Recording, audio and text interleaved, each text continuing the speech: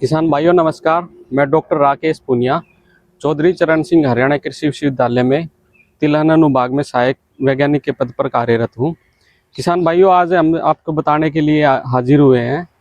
जो किसान भाइयों ने पछेती की बिजाई की थी, जो लेट सोन के लिए गए थे, तो अभी आपने देखा होगा 23 तारीख को जैसे बारिश हुई है, तो अभी कंजीनियल कंडीशंस बनी हुई है, जो अनुकूल वेदर है, कौन कौन से रोग आ सकते हैं उसके लिए, तो उसके बारे में बताने के लिए हम आज जुड़े हैं आपसे। तो किसान भाइयों, इसमें दो मुख्य रूप से जो डिजीज आती हैं, जो मैंने पहले भी अपनी वीडियो में भी बताया था, जो सफ़ेद रतुआ है जिसको हम वाइट रस्ट बोलते हैं, तो उसके लिए एकदम से कंजीनियल अनुकूल वेदर कंडीशंस बन गई। तो आपने देखा भी होगा अपने खेतों में, जो किसान भाई पछेती की बिजाई के लिए गए हैं उनके खेत में अभी ये रोग आ चुका है। तो इसके लिए जो सिम्टम्स है, आप कैसे इसको पहचान सकते हैं। किसान भाइयों, आपने देखना है जो आपकी बाहर की साइड के होंगे पौधे, जैसे आप खेत में जाते हो, जो फिरनी की साइड होंगे, बाहर की तरफ के होंगे, उसमें आप देखो पत्ती की नीची सतह पर सफ़ेद रंग की इस तरह के पशुल बन जाएंगे, धब्बे से बन जाएंगे। तो ये आपके सफ़ेद रतुआ के लक्षण है। तो इसमें दो तरह की कंडीशन में आती है, इसकी दो अवस्था होती है। पहली जो अवस्था है वो पत्तों के निचली सतह पर आपको सफ़ेद रंग की फफूंद दिखाई देगी, तो ये इसके सफ़ेद रतुए के पहले लक्षण हैं।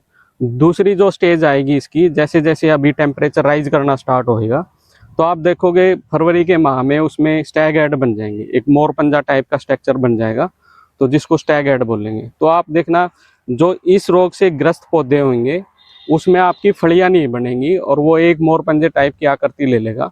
जैसे ही अभी धूप निकलनी स्टार्ट हुई है, रात को टेम्परेचर कम होता है, दिन में धूप निकल जाती है, तो वो उसके लिए फेवरेबल हो जाता है।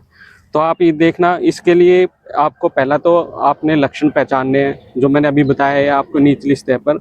अगर आपको इस तरह के धब्बे पत्ती की निचली सतह पर दिखाई दे रहे हैं, तो आप सतर्क हो जाएं।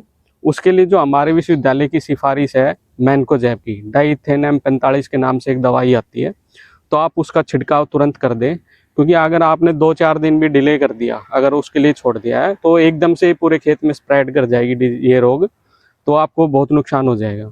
तो जैसे ही आपको इसके निचली सतह पर आपको ये धब्बे दिखाई दें सफ़ेद रंग के, तो आप उसका छिड़काव करें। दवाई जो मैंने बताई मैनकोजेब की, उसकी डोज रहेगी 2.5 ग्राम दवाई प्रति लीटर पानी के हिसाब से। जैसे अगर आप 100 लीटर पानी यूज कर रहे हैं, तो उसमें 250 ग्राम दवाई आपने यूज करनी है। दूसरा किसान भाइयों, आप दूसरी दवाई जो आती है मेटालेक्जिल प्लस मैनकोजेब, इसके कॉम्बिनेशन में आती है, पर वो हमारे विश्वविद्यालय की सिफारिश नहीं है।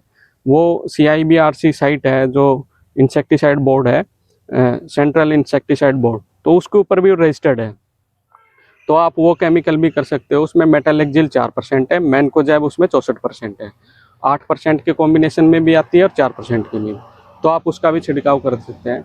तो इसके लिए 2 छिड़काव आवश्यक है। जैसे आप पहले छिड़काव करते हैं, तो 15 दिन के अंतराल पर आप उसका दूसरा छिड़काव करें। फिर जो मैंने अपनी लास्ट वीडियो में भी बताया था तनागलन के बारे में, तो जो किसान भाई किसी कारणवश अगर स्प्रे नहीं कर पाए हैं और वो पछेती बिजाई के लिए गए हैं, तो वो अभी दूसरा छिड़काव जो उसका बचा हुआ है, तो आप उसका वो कर सकते हैं। तो उसमें कार्बेंडाजिम के नाम से दवाई आएगी, तो 2 ग्राम दवाई 1 ग्राम दवाई प्रति लीटर पानी के हिसाब से।